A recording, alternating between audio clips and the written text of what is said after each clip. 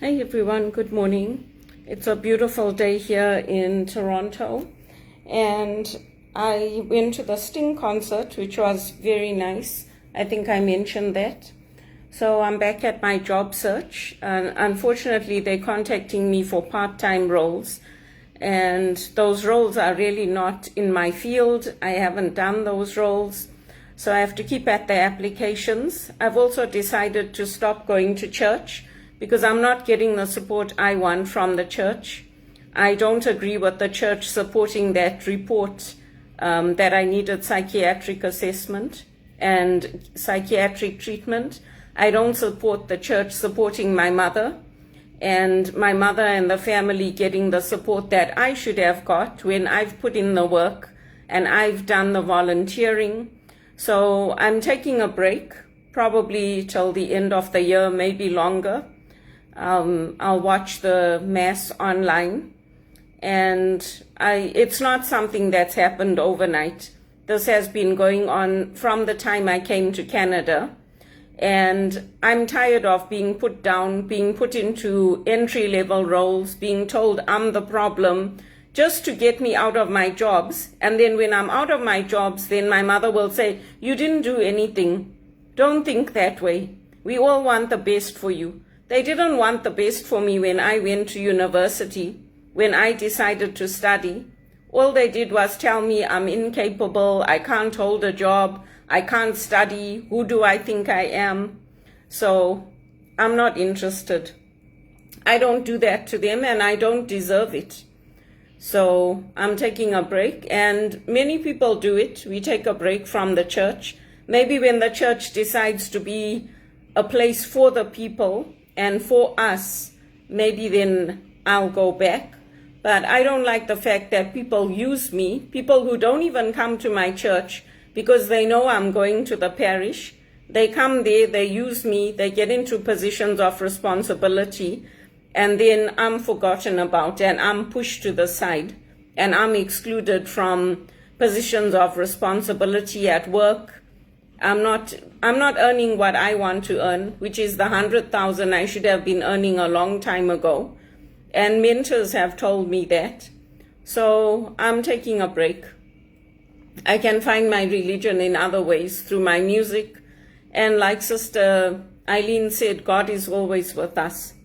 So it's not like it's something that's happened overnight.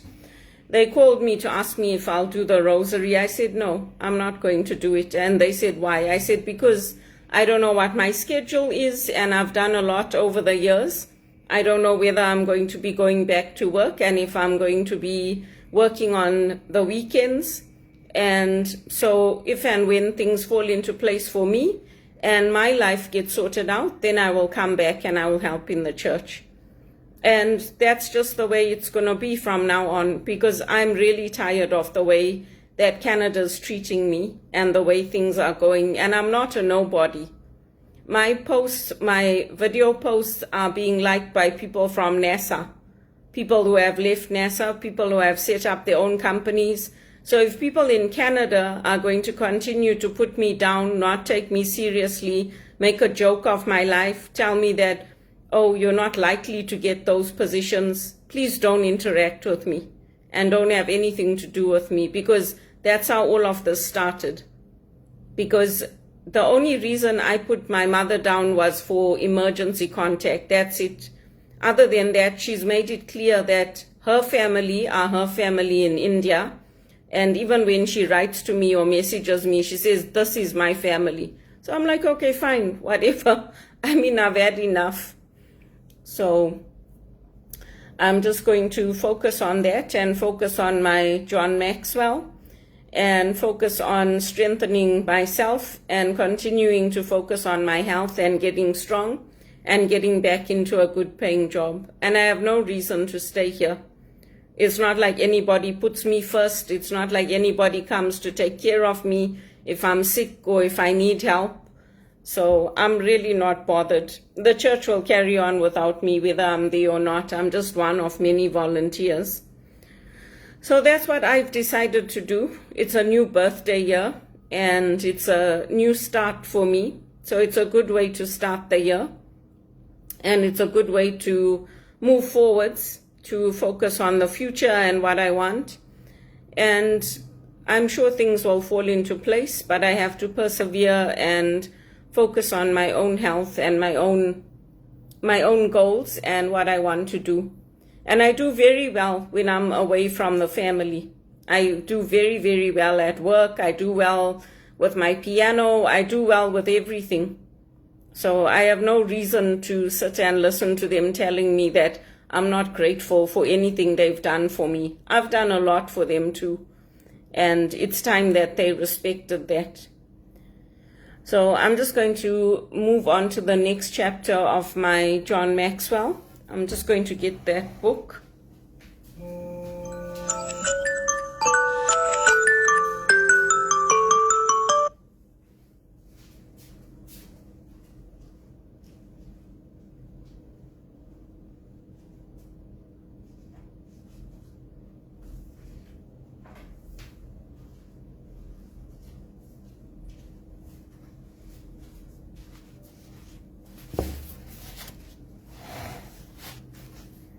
So today is day 3, and the leadership thought for today, it's leaders invest their time in what produces the greatest return. Get your fields ready and plant your crops before starting a home. So basically we have to organize our time. We have to look at the right way to organize our time, to organize what we want to do.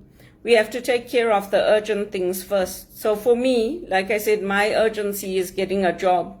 Whether it's here or moving to the States or moving somewhere else, that's what I need to do. And I need to start making the money that I want to make.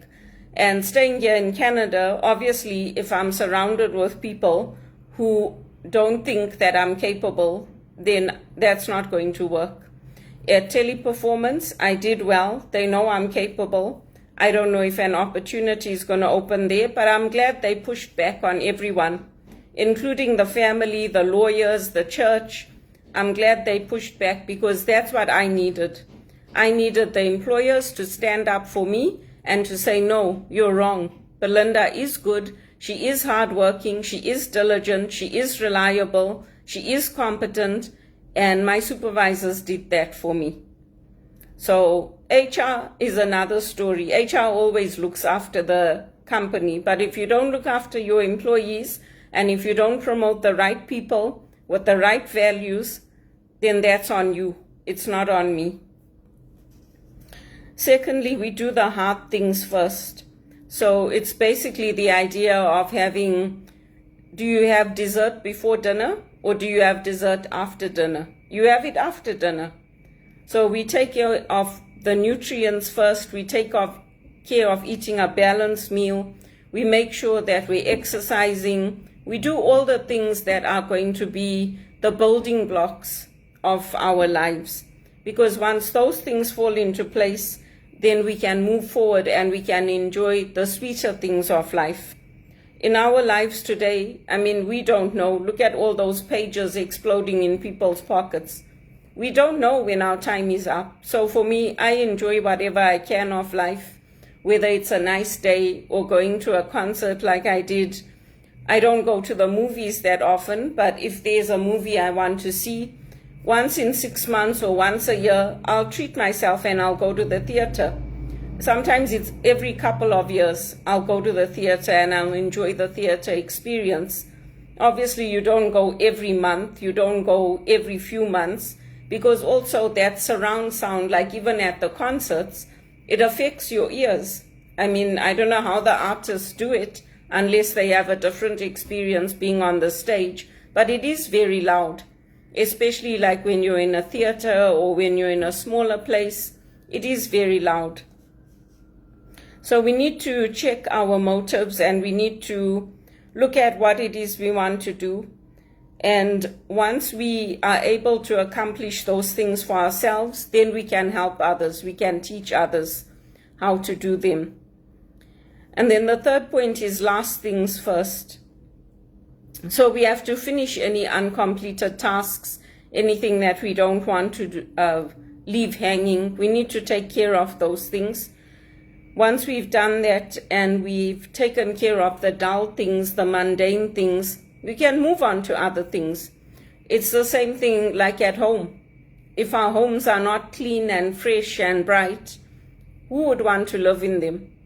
We have to take care of those things and make sure that they're done so that we don't have to worry about them in the future. And if we're not people that spend time on things that are urgent first, naturally, we can train ourselves to do that. We can develop a discipline to do that, and we can focus on those things.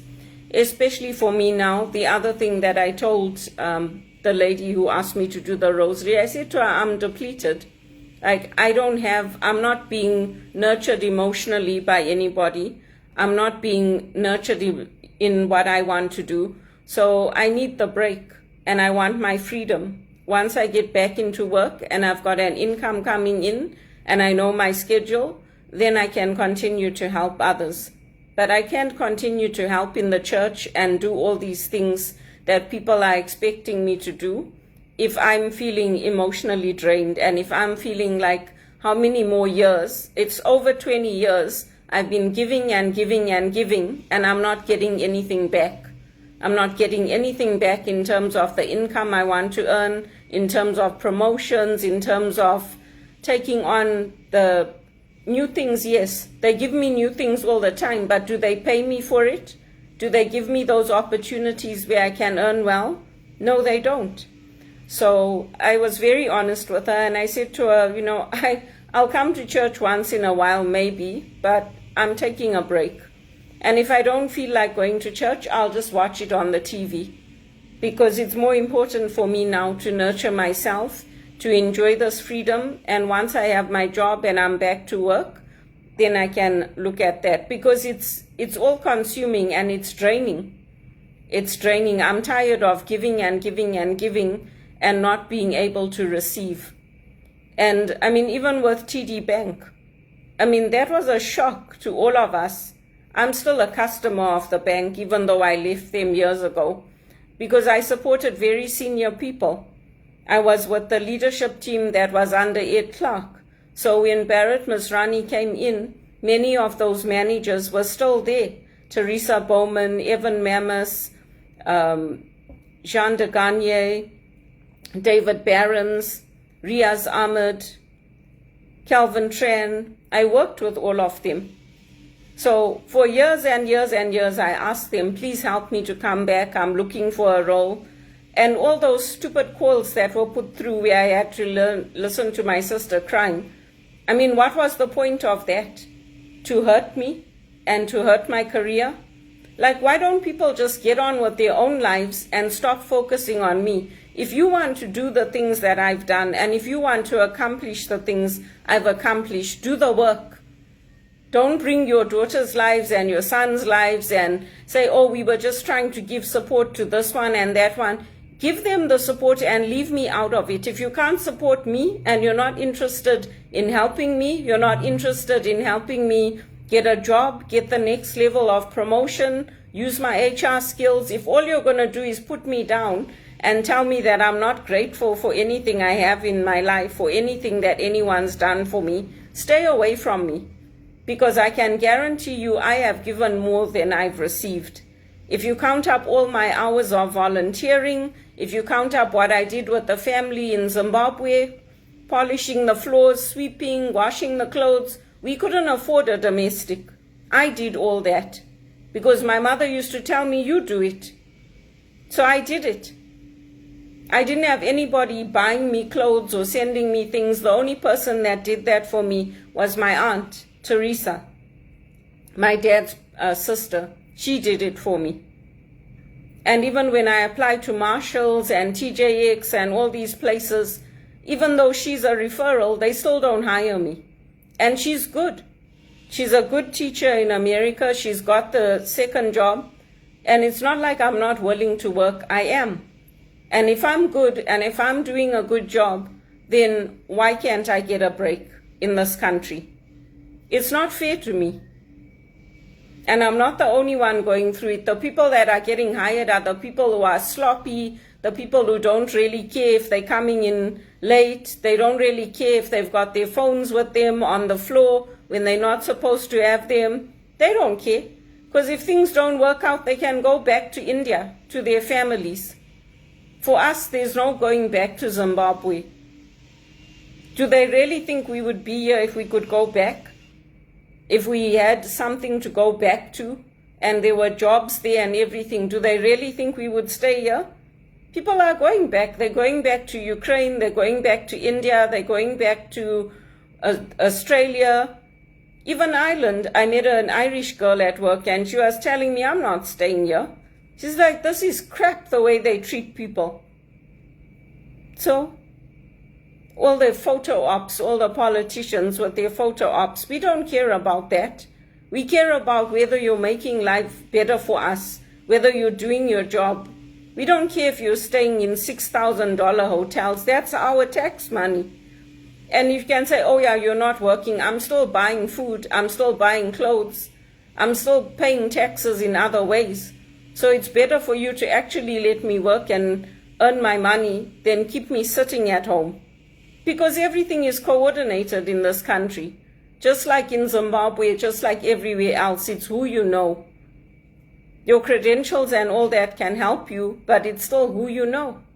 And you have to do the work. If you don't want to do the work I did, to study and work 3 jobs and get your master's and get your certification in HR, then don't come and say, oh, we were just trying to give this one support and that one support.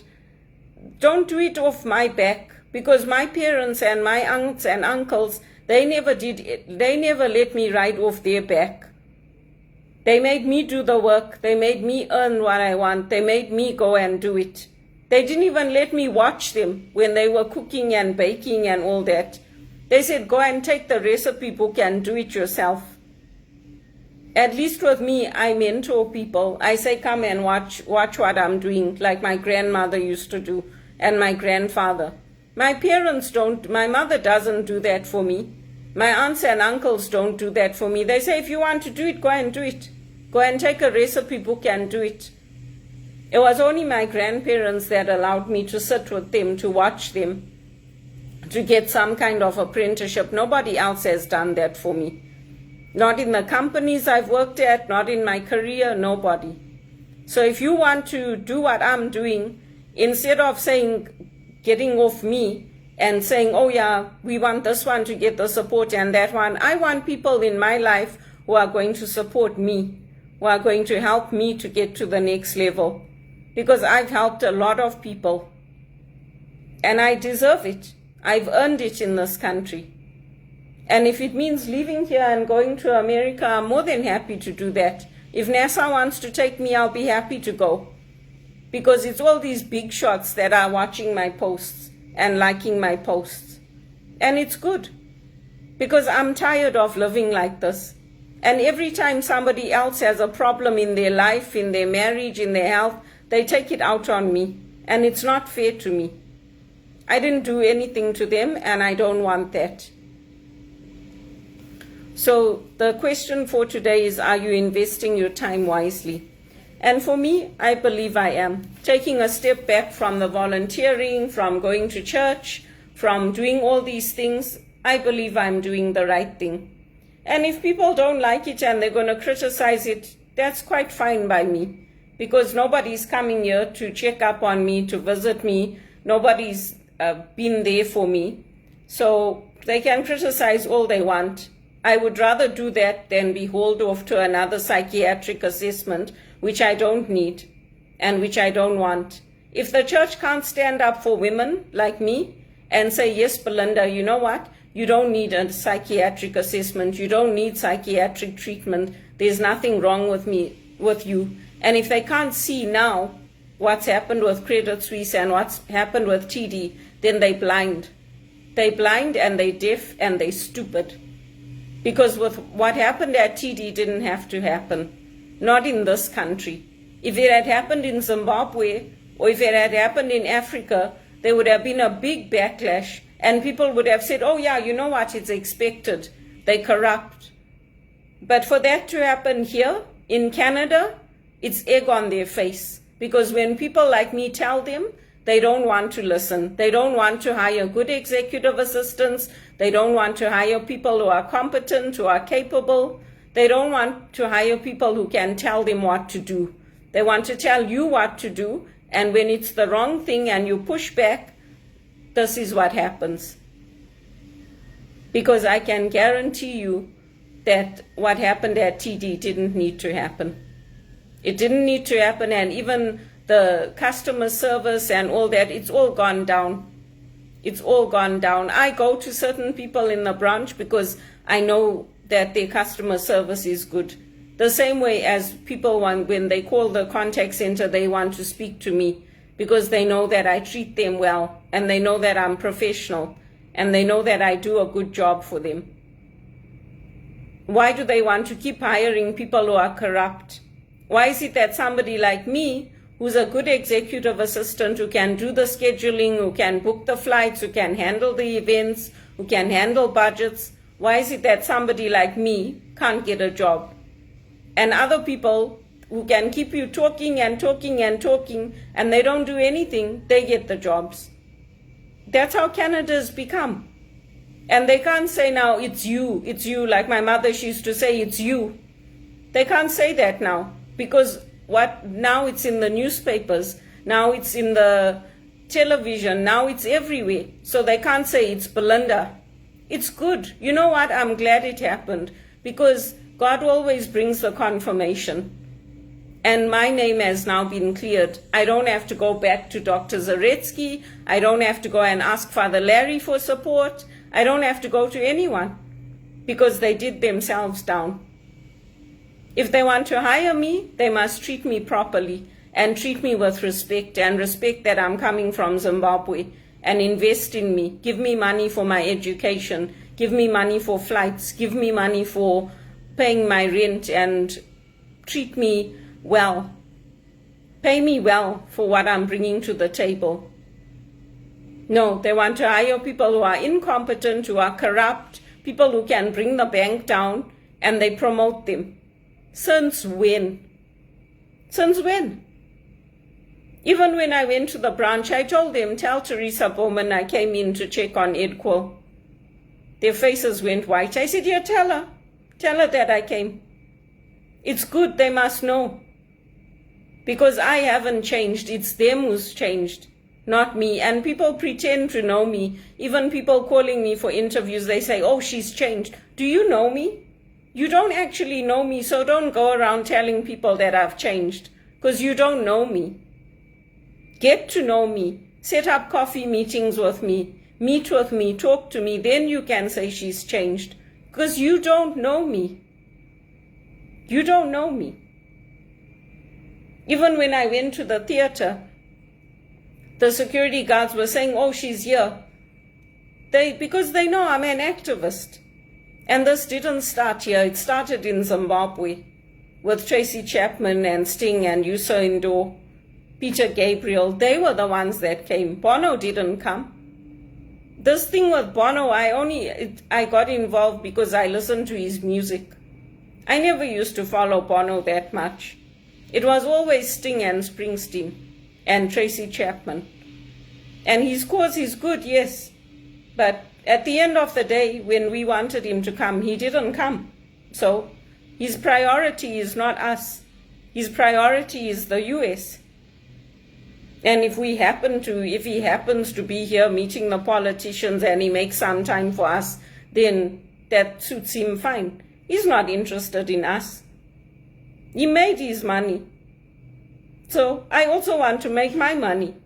I don't want to be dependent on anyone. And I want to be like my aunts and uncles. I want to have 2 and 3 properties. I want to have cars. I want to have my own business through this John Maxwell. I want to mint my money. That's what I want.